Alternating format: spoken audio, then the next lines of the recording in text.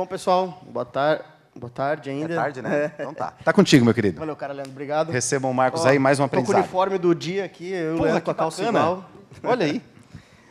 Gente, obrigado aí pelo convite, turma do Vale do Carbono, Valmor, Rafael, Leandro. Acho que o desafio, quando se tem um ecossistema com vontade de empreender, o desafio é exatamente fazer esse tipo de evento, esse tipo de agenda, para trazer conteúdo, para trazer pessoas para cá, para fazer as sinapses acontecerem, né? Aquelas fagulhas de conexões e etc. Então, para a gente, sempre que tiver oportunidade, a gente sempre vai estar aqui, sempre vai estar disponível para falar, para bater um papo com vocês. A ideia hoje é falar um pouco sobre... Eu não vou querer... Como a gente já está indo para o final do dia, e foi um dia que falou-se muito de startup, eu não vou querer... Muito do que eu tinha preparado para falar, eu não vou querer ser redundante com o que provavelmente outros já falaram. Então, vamos fazer um diálogo. Se alguém tiver uma dúvida do que eu acabei de falar, levanta a mão, a gente interrompe, esclarece, a gente tem bastante tempo. E é isso aí, tudo certo? Para começar, só explicando um pouquinho de onde é que eu vim. Desde a época da universidade, eu era um cara maluco por ajudar a empresa, por entender lógica de empresa. E, durante a universidade, eu tive a oportunidade de fazer vários projetos acadêmicos dentro de uma incubadora de empresa.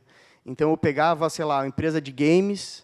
O que vocês precisam? Pô, vamos tentar fazer alguma coisa que eu possa validar na minha universidade, mas eu entenda também o que é uma empresa de games. Aí eu falei, pô, legal. Aí, pô, no outro semestre foi, cara, uma empresa de, sei lá, software para suíno. O que dá para fazer? De que vocês estão precisando? E aí, durante a minha academia, durante a minha graduação, eu acabei interagindo muito com esse mundo de startup. Aí, logo que eu me formei, na verdade, no último semestre, a Fundação CERT, quem conhece aqui a Fundação CERT, já ouviu falar da Fundação CERT? Beleza. Fundação CERT, uma fundação lá de Florianópolis, tem uma atuação super forte no Brasil. Ela estava criando um programa chamado Sinapse. Quem é que conhece o Sinapse? Já participou? Já ouviu falar? Bom, quem está com ideia no papel ou querendo tirá-la do papel, o Sinapse é talvez o melhor programa para fazer isso acontecer. É um programa que começou em 2008, lá na época eu estava envolvido no time, e ele é um programa junto com o governo do estado, que ele dá dinheiro para comprar insumos, de bolsas, para que aquele cara, aquele professor, aluno, aquele inovador, tire seu projeto do papel. Foi um negócio super legal, porque eu acabei tendo contato com um monte de gente no estado inteiro. Inclusive, foi lá que eu conheci o Valmor, conheci todas as incubadoras do estado, conheci vários empreendedores que estavam querendo fazer diferente. Eu fui responsável pelo programa Sinapse por 3 edições, 4 edições, e isso me deu um baita conhecimento de como é que nasce um projeto, né? Como é que é o início desse processo de criação. Quando eu já estava há 4 anos trabalhando no projeto, indo para o 4º ano, um diretor meu na Fundação CERT falou, olha, a gente está com excelentes empresas dentro da nossa incubadora, dentro do Celta, a gente está com excelentes empresas saindo como boas promessas do próprio programa Sinapse, e a gente, historicamente, sempre o que a gente fez? O que uma grande empresa, ou uma boa empresa, precisa ao longo quase todas elas precisam ao longo da sua jornada, elas precisam de dinheiro. E o que a gente sempre fazia era, tanto as empresas da nossa incubadora no Celta, quanto as do Sinapse, a gente trazia fundos de investimento de fora para investir. E aí chegou um determinado momento que a gente falou, poxa, por que a gente não cria o nosso próprio fundo de investimento? Então, foi lá que a gente criou a C-Ventures, foi em 2010, que, além de a gente ter incubação, fomento lá no início com o Sinapse, a gente também poderia fazer um cheque maior para projetos que precisariam de 1 até 10 milhões de reais. Eu não tinha menor experiência nessa área na época, nunca tinha visto isso na minha frente, não sou da área financeira, apesar de ter graduação em administração, nunca fui muito a fundo nesse mundo de investimentos, mas missão dada, missão cumprida. Criamos o projeto e fomos atrás de investidores para captar. Era um projeto originalmente de 50 milhões de reais, virou um projeto de 80 milhões de reais para investir em empresas sul-sudeste do Brasil. Então, a gente começou a captar em 2010, terminou de captar em 2012. E aí aconteceu uma coisa bem bacana. Em 2012, quando a gente tinha acabado de terminar de captar o fundo, ia começar a fazer os cheques para as empresas, a Endeavor me fez uma proposta. Quem conhece a Endeavor aqui? Agora sim. Então, a Endeavor, meu sonho sempre foi, cara, eu quero ajudar o Brasil a ser mais empreendedor, quero conhecer o maior número de empreendedores possível, quero ser um mentor, quero ser um investidor. Eu sempre quis estar envolvido nisso. E quando eu pensei em, cara, Endeavor, talvez seja a organização hoje no Brasil que mais tem chance de entregar esse sonho que eu queria entregar. Eu falei, cara, a gente estava com um fundo recém-captado e veio essa proposta. E aí a Endeavor falou, olha, a gente quer que você crie a base da instituição em Santa Catarina. E aí eu falei, putz, não faria nenhum sentido se a gente fosse parar para pensar na minha carreira, era um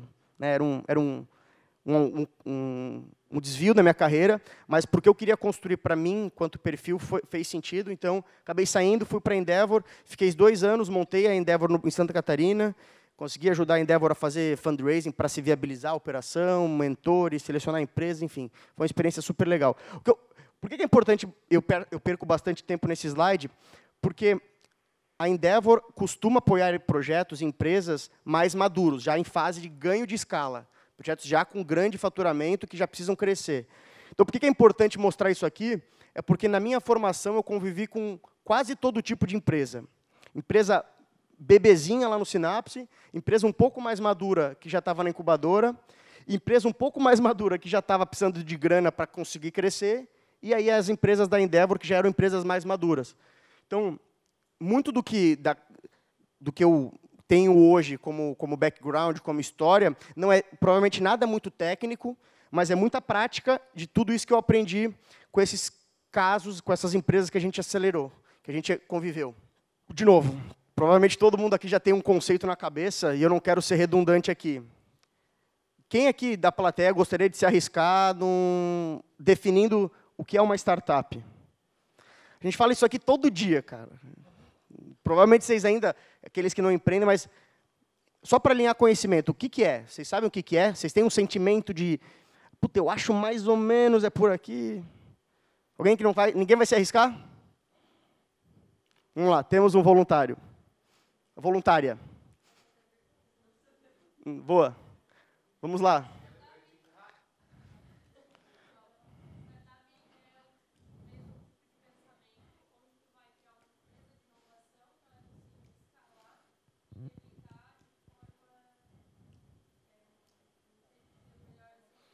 Tirou 9.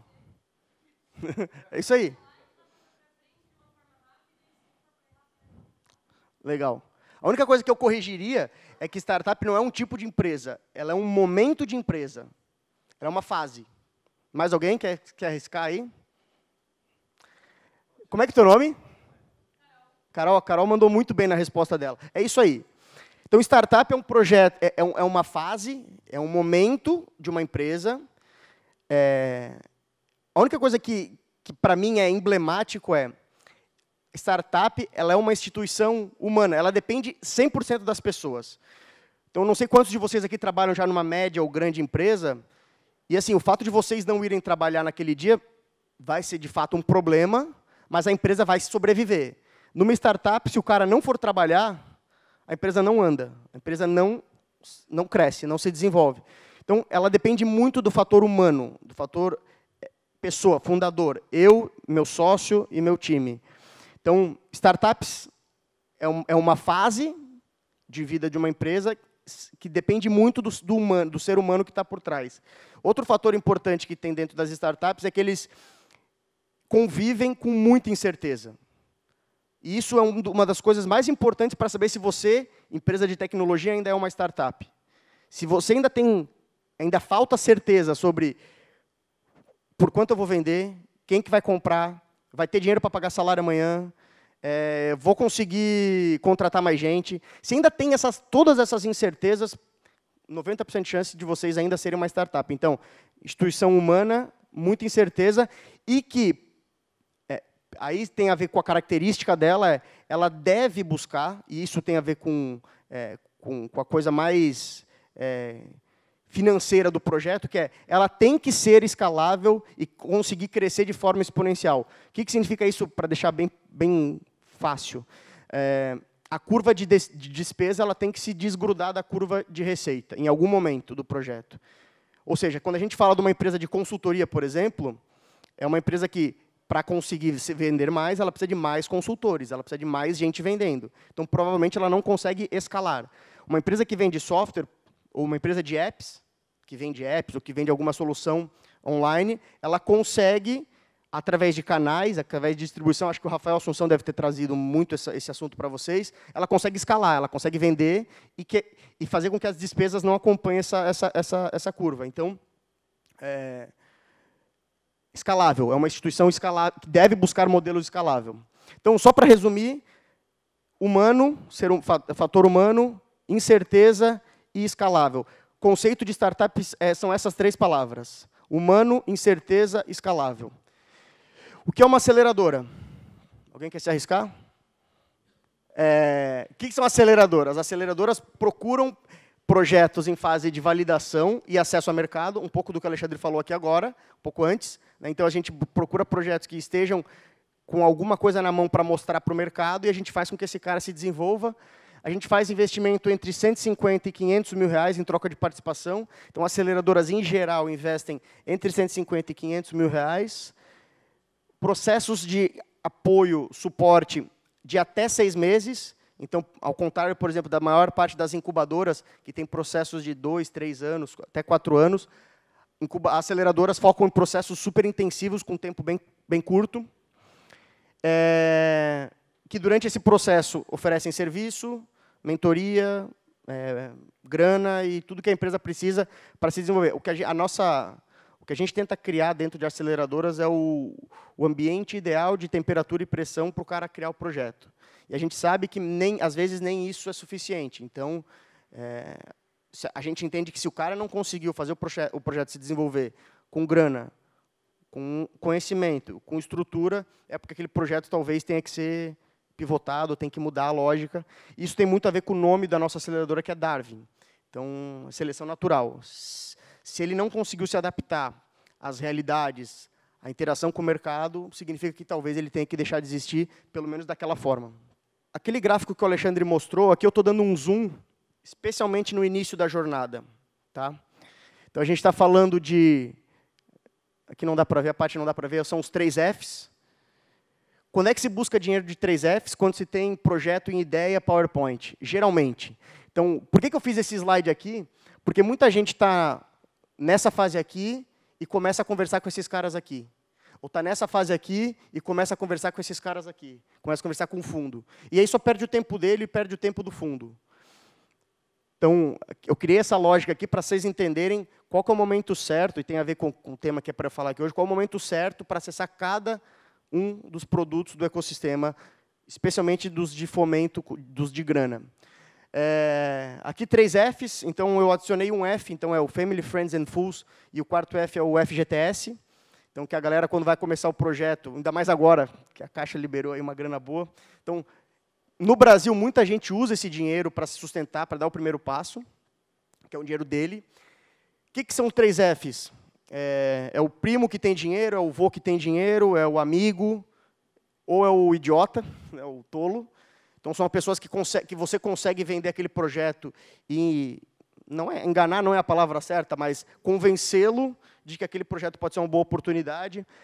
Geralmente, esses caras, duas coisas acontecem, belas coisas. Esses caras, geralmente, não veem o dinheiro de volta. Então, dificilmente não vem. E quando vem, esse dinheiro ele é encarado muito mais como um empréstimo do que como um investimento.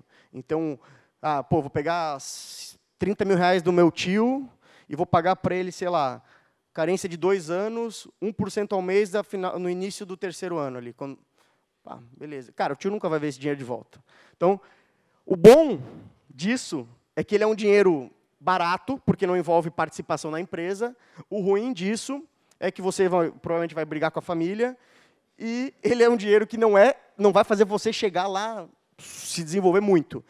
Né? Então, ele é um dinheiro finito. A gente diz que o Family, Friends and Fools, eles têm uma quantia aí máxima de até R$100.000 se consegue buscar. Aí a gente tem os anjos, que eu acho que o Alexandre super explicou aqui, que investem, aí anjos investem de menos de, sei lá, de 10 até quase 500 mil. Então, a gente tem anjos super ativos no mercado, que investem um montante super representativo. Geralmente, eles ficam no meio do caminho, aqui, entre 150 e 300 mil reais. Como o Alexandre falou, quem são os anjos? Caras foda do mercado, super executivos, super empreendedores, que conhecem muito de uma indústria, conhecem muito de um segmento, cansaram de ter que trabalhar todo dia, ou de conviver com aqueles problemas e com aquele negócio de falar, cara, eu preciso me oxigenar, preciso conhecer coisa nova, preciso conhecer mercados novos, soluções novas. Então, geralmente, esses são os caras certos que estão começando a investir. É uma coisa que, no Brasil, ainda é incipiente, se a gente comparar com mercados mais desenvolvidos, mas a verdade é que tem muito dinheiro de anjo hoje no mercado, muito dinheiro de anjo.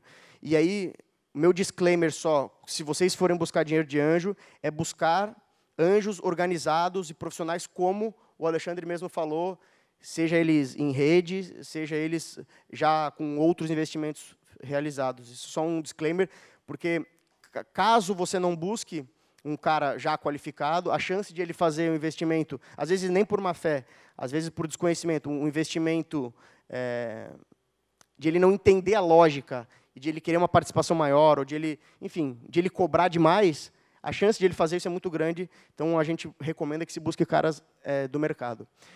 Geralmente, anjos e aceleradoras investem em caras que têm, no mínimo, um protótipo MVP para mostrar.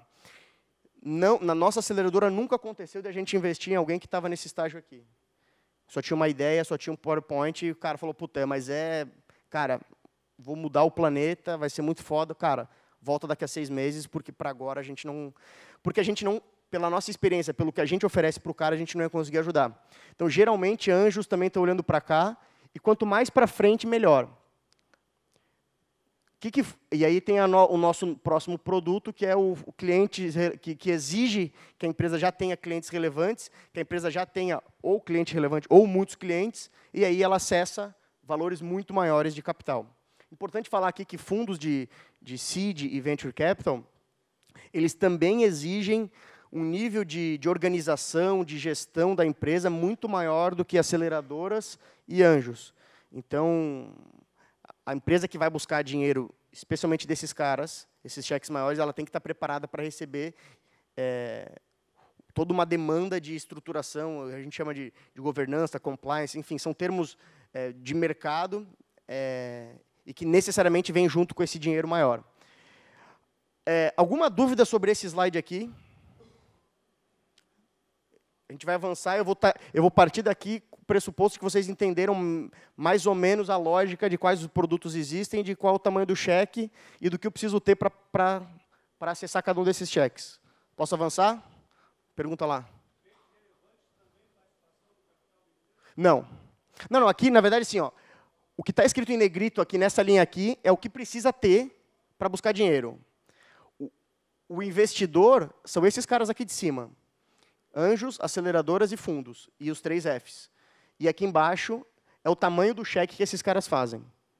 Então, tem um cliente relevante, ou vários clientes, já posso começar uma conversa com fundos de venture capital, porque provavelmente meu projeto já para de pé. O risco já é mais baixo. Eu já consigo fazer a matemática do negócio. Não tenho cliente ainda, recomendo anjos e aceleradoras. Ou tenho clientes, mas tenho poucos clientes, ainda tenho dúvidas sobre o meu negócio. Anjos e aceleradoras. Não tenho porra nenhuma, tenho uma ideia. Pega dinheiro da família. Ou, assim, a gente está falando, ontem eu fiz esse mesmo papo para um time de desenvolvedores. Quão complexo é um cara que sabe desenvolver e tem uma ideia, começar a programar isso aí? É ridículo, é muito fácil fazer. Né, para quem já é programador, para quem já tem conhecimento. Então, muitas vezes, eles nem se precisa de dinheiro aqui nessa primeira fase. E, muitas vezes, quem te ajuda a fazer o protótipo e aí ir para o mercado é o próprio cliente. Então, muitas vezes, vocês acabam nem precisando de investidores externos. Pô, desenvolvi um protótipo, estou com uma ideia que vou vender para o segmento, sei lá, de cerâmica.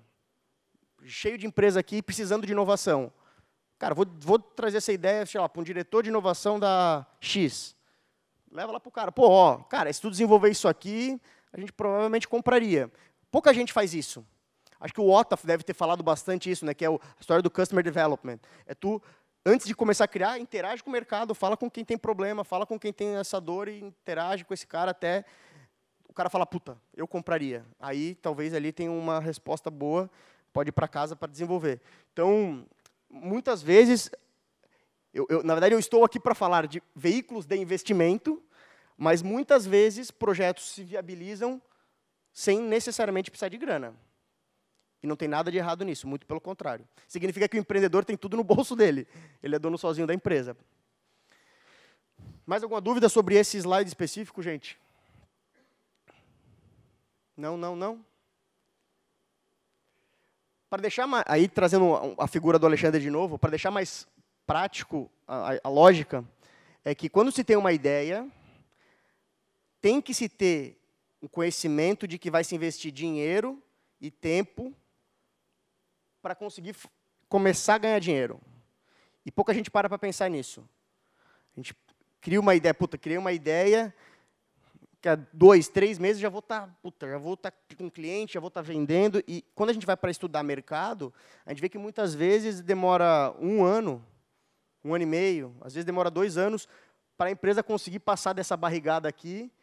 E o que estatisticamente quase sempre acontece é quando elas chegam aqui, elas caem para cá. A grande maioria dos projetos. Desculpa aí, gente. Então, a grande maioria dos projetos, o cara tem uma ideia, desenvolve ela, desenvolve um protótipo, começa a interagir aqui para tentar arrumar algum cliente para pagar. Nesse caminho aqui, ela morre. O negócio dá errado, o cliente não está disposto a pagar. Aqui é tempo e aqui é dinheiro. Aqui é dinheiro negativo e aqui é dinheiro positivo. Então, esse eixo aqui é o eixo dinheiro e esse aqui é o eixo tempo. Então, demora tempo e dinheiro para a gente passar do ponto de inflexão. Eu esqueci de botar os eixos. Desculpa, mas é isso. Então, a gente tem que saber que precisa investir tempo e dinheiro para conseguir, se tudo der certo, passar do ponto de inflexão e crescer o projeto. A nossa tese, a tese da nossa aceleradora é esse processo aqui, que geralmente demora 1 ano e meio, 2 anos, a gente faz ele acontecer em, no máximo, 6 meses. Então, em vez de a empresa ficar perdendo tempo, batendo em porta errada, tentando vender de forma errada, ou vendendo o produto errado, vendendo a solução de forma errada, a gente otimiza esse tempo para fazer, cara, se o teu projeto é bom, se o teu time é foda, se o teu time é bom mesmo, em 6 meses tu está no mercado muito mais preparado do que tu estaria se tu tivesse com as tuas próprias pernas. Então, a nossa pegada é uma pegada muito intensiva. Alguém perguntou aqui, acho que o pessoal de Araranguá perguntou sobre as incubadoras, né? A incubadora, a grande diferença, se a gente tivesse que separar acelerador e incubadora, essa é uma dúvida que muita gente tem, é que a incubadora ela não investe, ela não bota dinheiro nas empresas. E o processo de acompanhamento, de interação com as incubadoras, é um processo mais lento.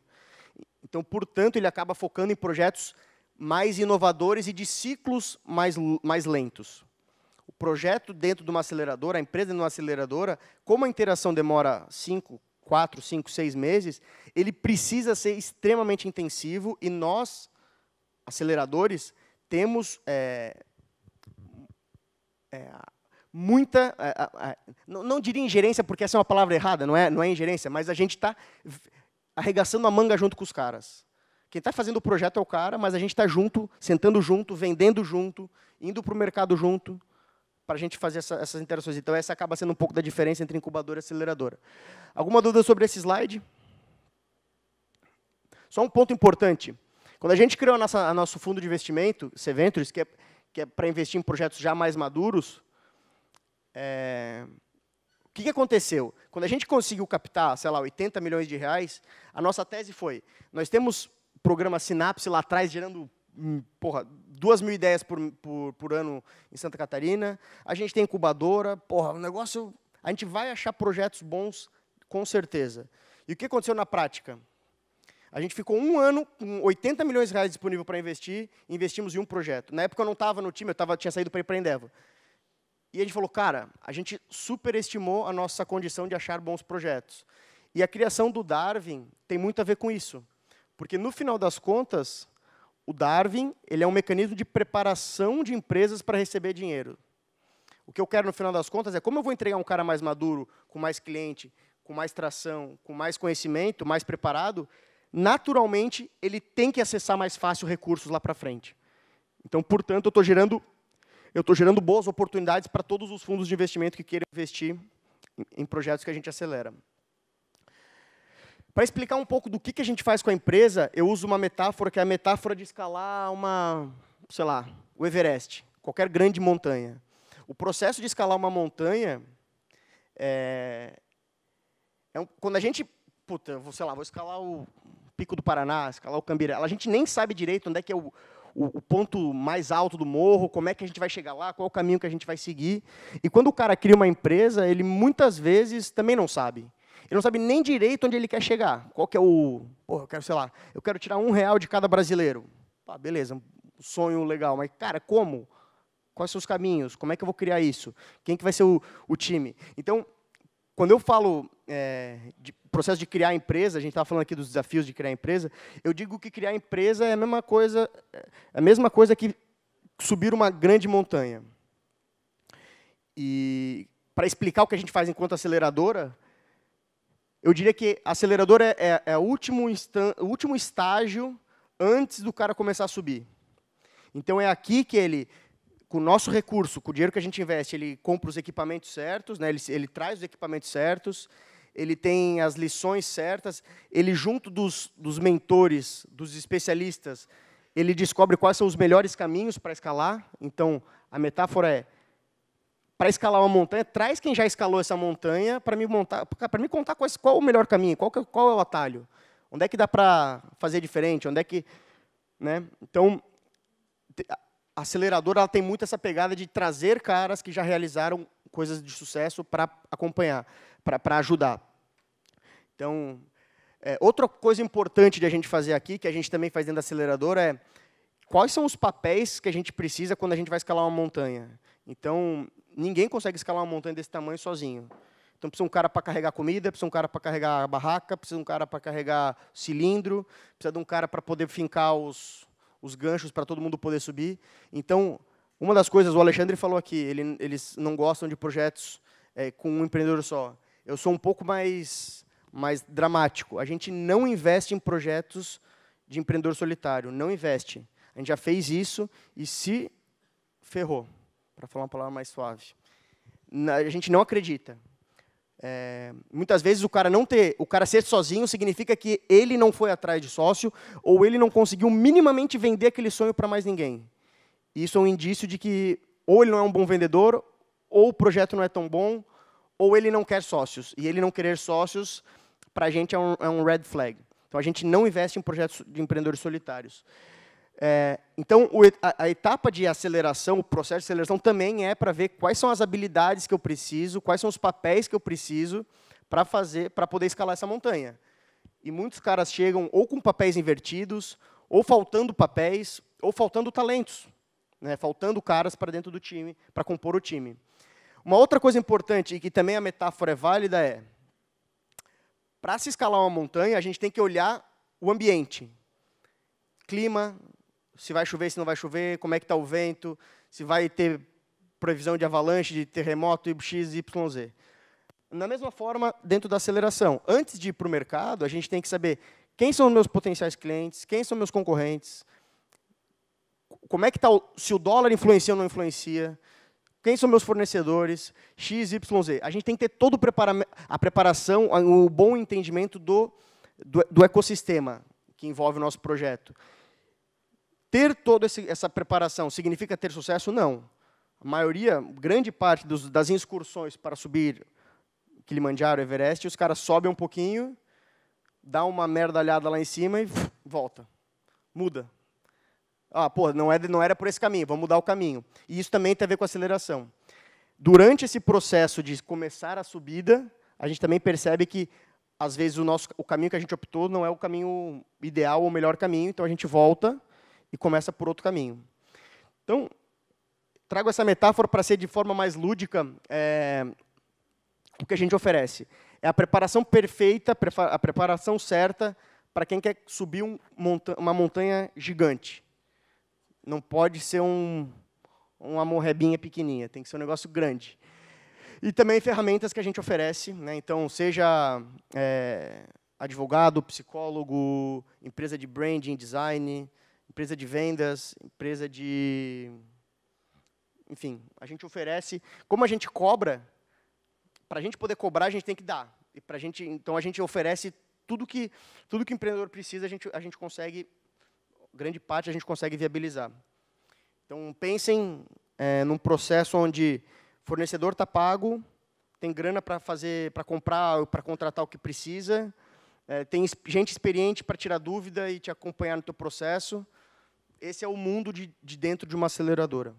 Para deixar claro o que a gente oferece R$172 mil em dinheiro, a gente está subindo a próxima turma para R$200 mil. Então, a primeira turma de 2018 a gente vai botar um pouco mais de dinheiro. R$500 mil em serviços especiais. Então, aqui nesses 500 mil estão, como eu falei, advogado, contador, alguns serviços na nuvem, tem empresa de design.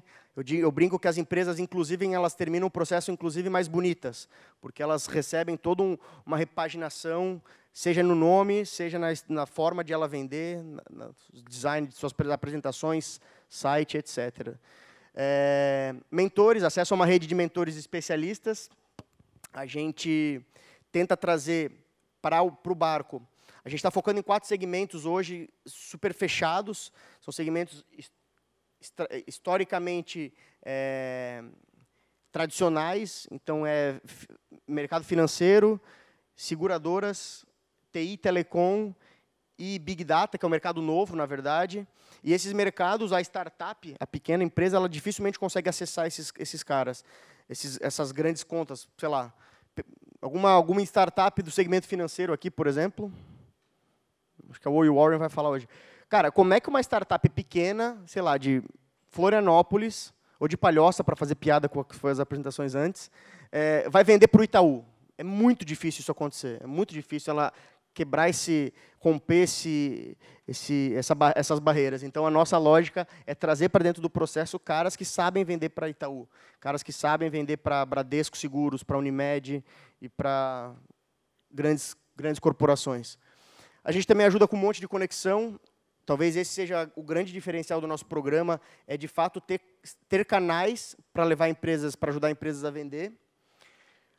Frameworks e metodologias. Esse aqui é uma coisa mais simplória, mas quando uma empresa consegue passar daquele ponto de inflexão e continuar crescendo, geralmente, isso não significa que ela deu certo. E, às vezes, quanto mais ela dá certo, mais ela dá errado, porque ela não é bem gerida, porque ela não tem processos, porque ela não está estruturada para conseguir contratar 10, 20, 30, 50 caras por mês.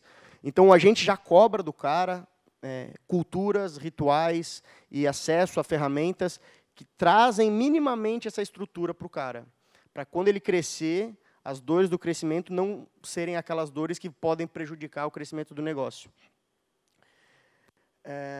É isso. Então, aqui alguns mentores que a gente tem. Aqui na linha de cima a gente tem caras que conhecem a fundo esse mundo de startup, de tecnologia.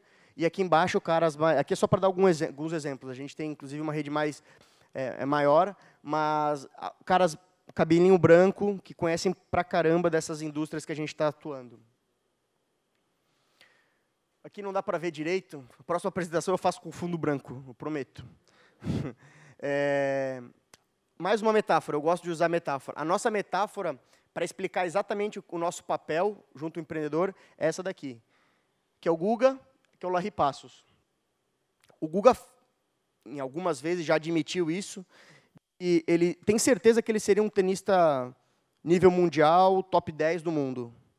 Mas ele também reconhece que ter sido o número 1 teve um papel fundamental do Larry Passos, que foi treinamento, cobrança, preparação, saber priorizar, saber brigas a priorizar, desafios a priorizar. Então, o papel do Larry Passos na trajetória, na criação do Guga como o grande talento que veio a ser o número 1, tem a ver com o mentor que ele teve, com o professor que ele teve, que foi o Larry Passos. O nosso papel nós estamos em busca de talentos a serem lapidados e garantir que esses talentos vão chegar no número 1. A gente sabe que essa jornada, a gente vai encontrar um monte de gente que tem talento, mas que não vai ter o DNA de número 1. Faz parte. Mas o nosso trabalho é buscar esse cara. A gente tem que buscar sempre o número 1. Tem um termo americano, essa indústria de startup e blá, blá, blá, está cheio de termo americano. Vocês devem ter visto hoje ao longo do dia inteiro. Tem um termo que o americano usa que chama swing to the fences. Não sei se o Rafael já falou isso hoje aqui.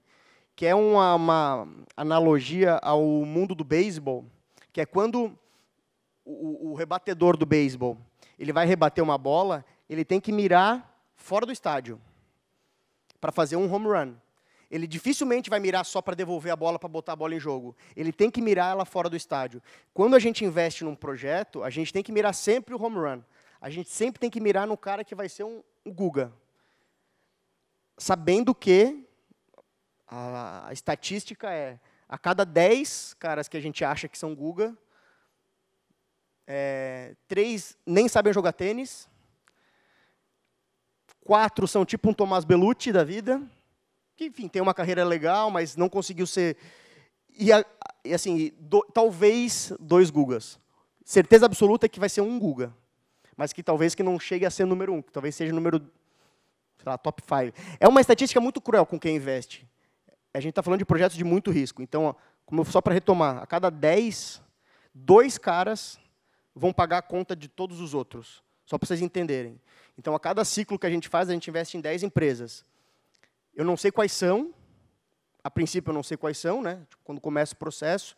Quando termina o processo, eu ainda continuo sem saber exatamente quem são, mas o que eu sei desses 10 caras aqui que a gente pegou, 2 deles vão dar muito certo. A estatística diz isso. Pode ser que seja 1 se eu escolhi mal, pode ser que sejam 3 se eu escolhi bem.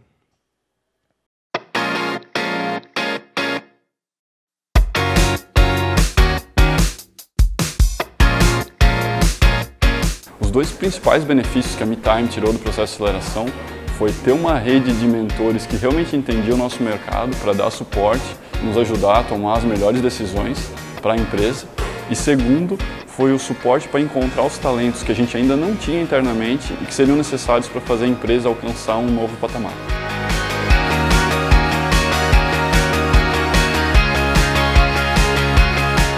Não dá nem para comparar, sabe, as realidades entre antes e depois da aceleração.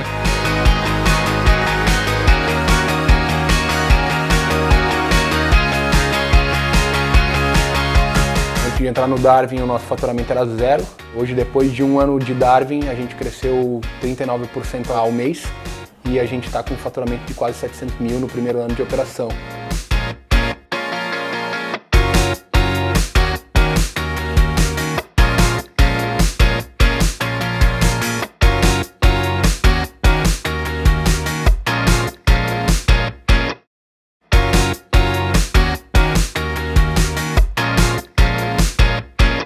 Esse era o vídeo que a gente usou para abrir as inscrições da última turma. A gente está agora na fase final, então as inscrições não estão abertas. A gente deve abrir as próximas inscrições em setembro, outubro. Puta, esse slide ficou ótimo, hein?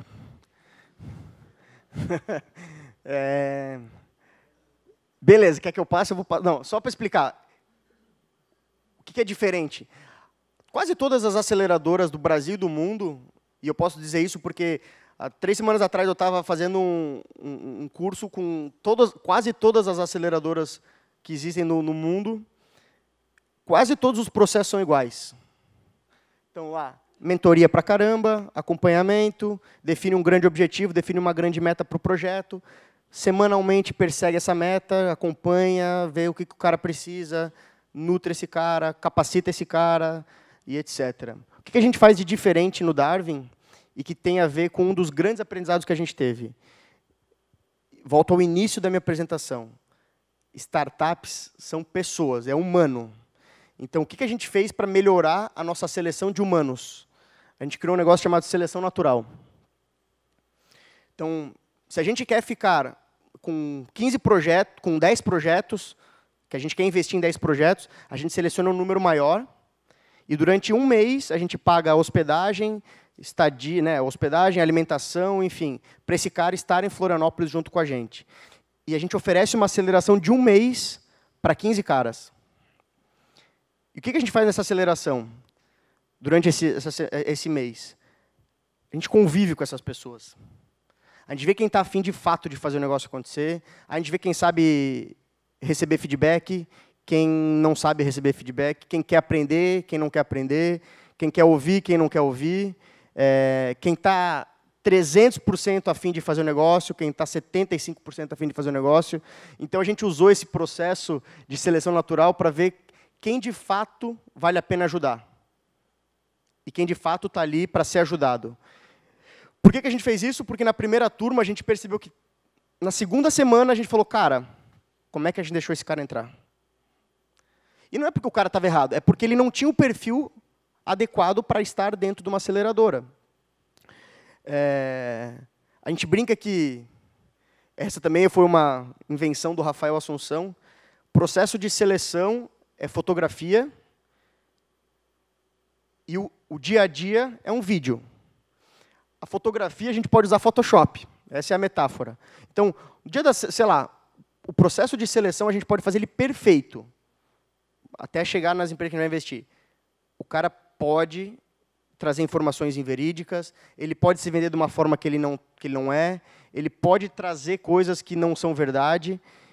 Agora, a partir do momento que a gente começou a conviver com o cara no dia a dia, chegou a trabalhar todo dia atrasado, saiu mais cedo que todo mundo, não estava nem aí para os outros empreendedores, cara, aí a gente consegue ver quem pode e quem está a fim de criar um negócio muito grande. Então, criamos a seleção natural. Essa é uma das coisas mais diferentes que a gente faz, se a gente for comparar com outras aceleradoras. É super arriscado fazer isso, porque o brasileiro não sabe ouvir não. Então, quando a gente cria um negócio desse, eu sei que, potencialmente, muito cara vai ser dele me xingando, mas a gente também sabe que, se o cara, minimamente é o cara que tem uma chance de dar certo, ele vai saber ouvir e, no mínimo, ele ganhou um mês de aceleração de graça. A gente fez uma avaliação com quem não passou no nosso processo, quem saiu na seleção natural desse ano, e, cara, o feedback foi excelente. Os feedbacks foram excelentes. Eles entenderam. Dos 5 projetos que a gente não ficou, 3 morreram. Morreram. O cara falou, bicho, eu desisto, eu vou tentar outra coisa. Então, a gente simplesmente, com esse um mês, antecipou o que o mercado e que o cara talvez demorasse muito mais tempo para perceber. Então, o que a gente faz de diferente só no nosso processo é a aceleração. Outra coisa que a gente tem de diferente, e que isso a gente pode se orgulhar de ser a única do Brasil, com certeza, e provavelmente do mundo, é que nós temos psicólogo acompanhando empreendedor. Voltando à história lá do início, startups são pessoas, e se o cara brigou com a mulher, se o cara brigou com o sócio, ou está de bode com o sócio, o projeto não vai avançar. A empresa não vai conseguir crescer. Então, assim, são detalhes pequenininhos e que passam despercebidos, mas que um psicólogo junto consegue resolver e antever muitos problemas. Então, a gente, por exemplo, conseguiu antever divergência entre sócios. Sócios que estavam, um querendo mandar o outro para aquele lugar, estavam começando a fazer isso, não tinham feito ainda. E ele falou, é hora do psicólogo agir, é hora do cara tentar entender o porquê disso. Então, a gente conseguiu antever muitos problemas tendo um psicólogo no processo também. E, no final das contas, como acho que alguém de vocês aqui falou, cara, para empreender o cara tem que ser maluco. Então, a gente já parte do pressuposto de que todo mundo que está ali é maluco, portanto, um psicólogo faz sentido. Certo?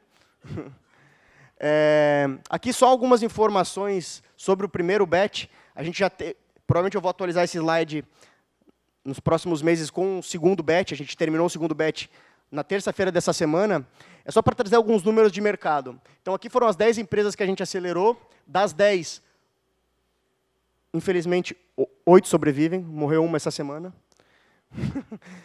8 delas sobrevivem, mas importante, 6 dessas 8 receberam novas rodadas de investimento e já foi quase 7 milhões de reais em novas rodadas que nós captamos para esses projetos. Isso aqui é fora da estatística de mercado. Nenhuma aceleradora conseguiu no Brasil, nos Estados Unidos os caras conseguem levantar muito mais do que isso, mas no Brasil ninguém conseguiu fazer essa estatística aqui. Ou seja, dos 10 que a gente acelerou na primeira turma, 6 levantaram grana e levantaram mais de 7 milhões de reais. A gente investiu, só para vocês terem uma noção, 1,6 nelas, foi 160 mil, no caso, na primeira turma, por projeto, e captamos mais de 7. Então, a gente trouxe de dinheiro novo quase que 5 para 1. A gente trouxe 5 reais a cada R$1 que a gente colocou lá atrás. Isso, do ponto de vista de investidor, é super legal. Fizeram uma pergunta aqui sobre qual que é a TIR, né, que se espera, qual que é a taxa de retorno que se espera. Não pode se esperar a taxa de retorno, essa é a verdade nua e crua. Eu tinha um slide na minha apresentação, quando eu fui captar dinheiro para rodar o Darwin, que tinha lá uma TIR esperada, que era essa história de 5, 3, era 3 vezes, mas podendo chegar a 5 vezes. Todo mundo me perguntava, o investidor me perguntava, mas como é que tu vai chegar nessa taxa? Com base no que tu está fazendo isso aí? E não tem base histórica no Brasil para a gente criar essa conta. Então, eu prefiro dizer, o cara que investe nesse tipo de projeto, ele não tem que ter expectativa de retorno. Não tem que ter. Vai dar dinheiro? Vai. Não sei quanto. Essa é a verdade. Só para ter uma noção, só para dar um exemplo agora, para trazer um número, só essas 10 empresas, na verdade 8 agora, o valor delas de mercado já é 5 vezes maior do que quando a gente entrou. Então, não significa que o cara botou dinheiro no bolso, os investidores botaram dinheiro no bolso, significa que o ativo deles multiplicou por 5. Hoje, pode acontecer, amanhã, 2 delas morrerem e esse dinheiro virar 0. Pode acontecer. Por isso que eu não me comprometo com uma taxa de retorno. O ponto é, nosso portfólio, esse portfólio dessas 8 empresas, estão valendo já 5 vezes o que a gente colocou. Outra informação importante, turma 2, que foi a turma que acabou de terminar. Ao final do processo, 6 meses de aceleração, a gente valorizou a turma em 4 vezes. Então, os empreendimentos estão com valor de mercado hoje de aproximadamente 4 vezes o que a gente entrou. Então, quando eu falo de a gente, de fato, ajudar o cara a estar mais atrativo, eu falo, a gente valoriza projetos para estarem mais prontos e, por isso, valerem mais dinheiro quando forem buscar dinheiro. Então, eu queria fazer alguns comentários e falar sobre 2 cases super emblemáticos de empresas que a gente acelerou. Uma deu certo e uma deu errado. E só para dar um disclaimer de o que, na minha opinião, é mais importante.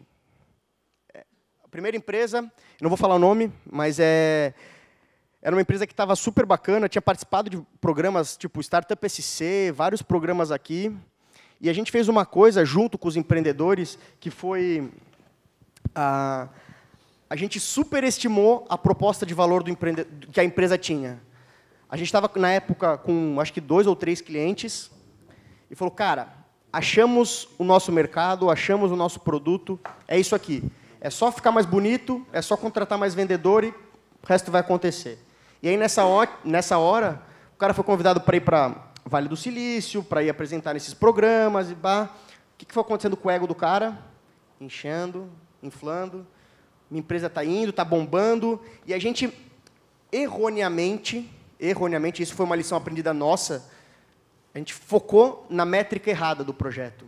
A gente focou na métrica de crescimento, de novos leads, eu não lembro exatamente qual que era, e a gente estava jogando um monte de lead para dentro, e era como um monte de novos clientes para dentro, e perdendo um monte de novos clientes que a gente estava jogando também. Ou seja, jogava mais gente para dentro, e quem já estava cliente desistia da solução. Conversaram. Eu falei, cara, tá, beleza, o que aconteceu? Não, cara, precisamos conversar mesmo. Eu falei, puta que pariu, agora vem bomba, né? Sentamos para conversar, ele falou, cara, eu desisto. nossos principais clientes não estão mais engajados na plataforma, estamos perdendo as principais contas, tentei entender a lógica do que está acontecendo, não tem racional nenhum por trás. A verdade é, nosso produto é fraco. Aí eu falei, que ótimo. O que eu falo para o meu investidor? Ele falou, não. Inclusive, e aí eu quero destacar um dos... Eu estou contando essa história para contar... Tem 2 aprendizados grandes nesse projeto. Um de fato, investir numa proposta de valor relevante. A gente não olhou, de fato, para aquilo que a gente estava oferecendo para o mercado. Digo, nós e os próprios empreendedores. A gente estava vendendo uma vitamina, que era um negócio legal de ter, mas não era uma Neosaldina que tirava a dor do cara, para usar a metáfora. Era um negócio que era legal e, cara, momento de crise, corta. Então, esse foi o primeiro aprendizado. E o segundo aprendizado foi que a gente investe em pessoas. E esse cara, quando ele chegou para mim e falou, cara, eu desisto, ele falou, olha, eu tenho X mil reais na minha conta que eu não quero mais gastar e que eu quero devolver. E eu falei, caralho, tipo, ele podia ter aguentado um mesinho a mais, torrado esse dinheiro. Cara, a gente não tem ingerência nenhuma do que o cara faz com o dinheiro. Ele falou, cara, eu desisto e eu quero devolver dinheiro para os investidores. Eu quero devolver o que sobrou. Eu falei, cara, sensacional. Só caras íntegros, que merecem, de fato, nossa confiança, são capazes de tomar uma atitude dessa. Então, esse foi um segundo aprendizado. Pessoas. Esse cara hoje, o cara dessa empresa, é um cara que hoje virou executivo de uma outra empresa, está super bem, ele se transformou num cara muito mais foda, e é um cara que eu recomendo para... Se montar projeto, eu vou investir nele de novo. Então, esse é o primeiro aprendizado. O segundo aprendizado é de uma outra empresa que entrou no programa aos 48 do segundo tempo, foi a última empresa a entrar na primeira turma. E a tese de investimento, quando a gente trouxe os caras, foi, cara, a gente sabe que o produto que vocês têm é ruim, um pouco diferente dessa... Só que o time era muito bom. O time era aquele time que falava, cara, eu quero ser sócio desses caras. Esses caras, algum dia, vão fazer alguma coisa que vai dar certo. Entraram no programa. Primeira mentoria que a gente foi fazer com esses caras, a gente foi falar com o Eric Santos. Eric Santos é o CEO fundador da Resultados Digitais. Talvez a empresa de tecnologia de Santa Catarina que mais cresce, que mais contrata gente, que mais capta dinheiro. Junto com a Conta Azul, um grande case que a gente tem aqui. E aí, como a solução tinha a ver com marketing digital, eu falei, cara, eu quero o Eric Santos para falar com esses moleques. Sentamos numa reunião de almoço, eu, os 3 sócios e o Eric. O Eric falou, nunca vou esquecer disso, o Eric falou, cara, a proposta de vocês é um lixo. Eu falei, que bela mentoria, né? Está resolvido o problema. Aí ele falou, mas tem algumas dicas, tem alguns insights. Primeiro deles, semana que vem vai ter um evento no Vale do Silício sobre o teu segmento, sobre essa indústria que vocês estão querendo entrar. Vai ter uma série de concorrentes, de potenciais clientes dessa solução. Tu vai para lá, tu fica uma semana lá, tu volta, a gente marca uma segunda reunião e aí a gente cria um roadmap de produto para que esse que tu tem hoje seja só uma formiguinha que vai levar uma série de outros produtos interessantes para o mercado. O cara falou, ótimo, eu tenho R$14 na minha conta pessoa física. Ele falou. O que o cara fez? Usou o dinheiro do programa para ir, pagou o curso, pagou passagem, pagou hotel, pagou tudo com esse dinheiro, foi para lá, voltou, fizemos a reunião, criamos o roadmap, fomos para o mercado, é hoje a empresa da Turma 1 que mais bate meta, que mais cresce organicamente, consistentemente, depois de construir esse roadmap. Por que essa segunda história é importante? Ter tido a conversa com um puta de um mentor mudou a história da empresa. Então, a chance desses caras terem tido o choque de realidade que eles tiveram e terem tido a legitimidade, a humildade de entender que estavam errados e de ir para fora para aprender, super importante. Terceiro ponto, os caras falam, puta, 170 mil não resolve minha conta. Cara, de fato não resolve. A gente sabe que não resolve. Mas o fato foi que os 170 mil ajudaram o cara, de uma semana para outra, a comprar uma passagem, ir para os Estados Unidos, pagar caro num curso e voltar e construir a história da startup. Então, eu conto essa história porque ela é emblemática por ter tido a conversa com o mentor, mudou a história da empresa, e ter tido dinheiro para whatever, também mudou a história da empresa.